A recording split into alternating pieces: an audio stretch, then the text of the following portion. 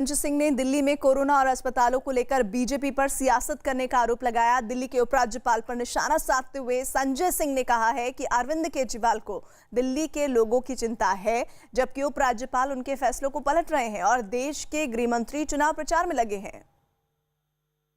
आम आदमी पार्टी के राज्यसभा सांसद संजय सिंह हमारे साथ बातचीत करने के लिए मौजूद हैं। सर, एक बार फिर से दिल्ली में एलजी वर्सेस दिल्ली सरकार हो गया है। जब कोरोना से लड़ाई लड़ने का वक्त है, सियासत हो रही है। तो सियासत कौन कर रहा है?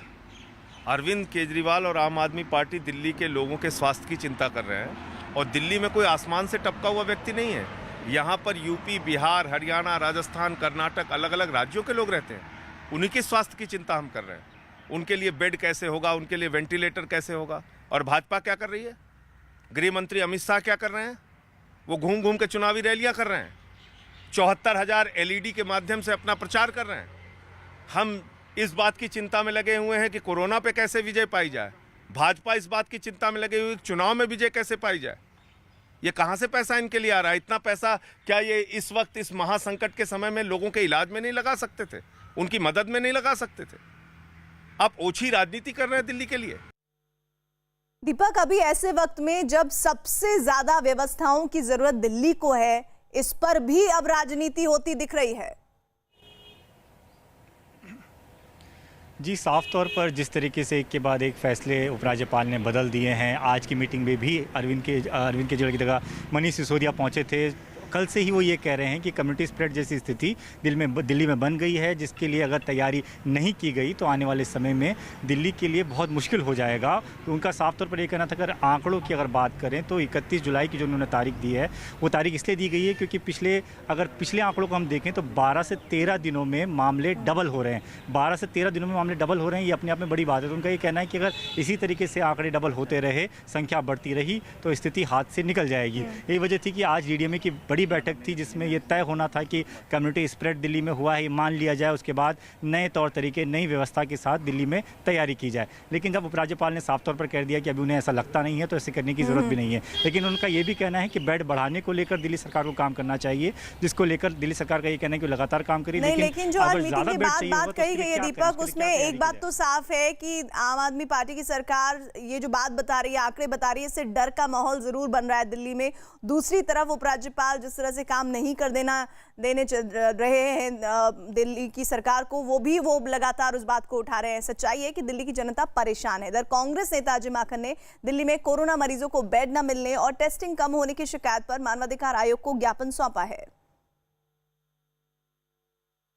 दिल्ली में कोरोना को लेकर कांग्रेस नेता अजय माकन मानवाधिकार आयोग पहुंचे, हमारे साथ हैं बातचीत करने के लिए। सर, ज्ञापन आपने दिया है, क्या है? देखिए, दिल्ली के अंदर दुख की बात यह है कि आज दिल्ली के अंदर दर मरीज भटक रहे हैं, उनको हॉस्पिटल में एडमिशन नहीं मिल रहा है। और दिल्ली के अंदर इससे भी बड़े दुख की बात यह है कि हमारे यहाँ पे हॉस्पिटल बेड्स अवेलेबल हैं। दिल्ली में 57,000 दिल्ली के अंदर हॉस्पिटल बेड्स हैं। उसमें से सिर्फ 8,000 बेड्स की तैयारी दिल्ली सरकार और केंद्र सरकार ने करी है। सिर्फ 8% बेड्स की तैयारी दिल्ली सरकार, केंद्र सरकार ने करी है। और अगर ये तैयारी पूरी करते, अगर ये तैयारी और बेड्स की करते, तो आज ये दिक्कत नहीं होती।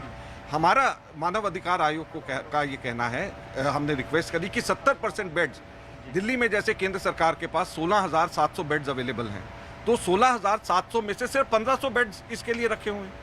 तो कम से कम 70% बेड्स जो हैं ये कोरोना के लिए होने चाहिए दिल्ली के अंदर।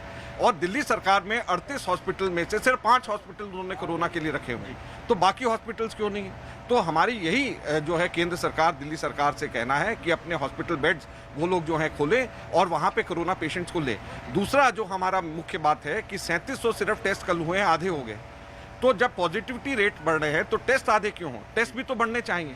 यही हमारा केंद्र सरकार से और दिल्ली सरकार से कहना है कि टेस्ट बढ़ाएं, हॉस्पिटल्स के अपने बेड खोलें, जो इनके पास बेड्स हैं उसको खोलें, तभी जाकर के दिल्ली के अंदर राहत मिलेगी। ये लड़ना झगड़ना बंद कर दें। बॉर्डर खोले नहीं खोले, लोगों को आने दें नहीं आने दें, ये तो बात का बात है।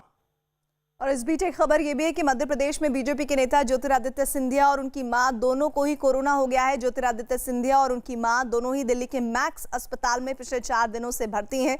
ज्योतिरादित्य सिंधिया में तो कोरोना के लक्षण दिखे थे, जबकि उनकी मां असिम्प्टोमेटिक हैं। लेकिन जब दोनों का कोरोना टेस्ट हुआ तो वो पॉजिटिव आया है। तो दिल्ली के मैक्स अस्पताल में भर्ती हैं बीजेपी नेता ज्योतिरादित्य सिंधिया और उनकी मां। बीते 4 दिन से उनके भर्ती होने की जानकारी मिली है। ज्योतिरादित्य सिंधिया में तो कोरोना के लक्षण थे, लेकिन उनकी मां असिम्प्टोमेटिक हैं, जिसके बाद उनका इलाज चल रहा है। ज्योतिरादित्य सिंधिया, उनकी मां दोनों ही दिल्ली के मैक्स हॉस्पिटल में पिछले 4 दिन से भर्ती हैं।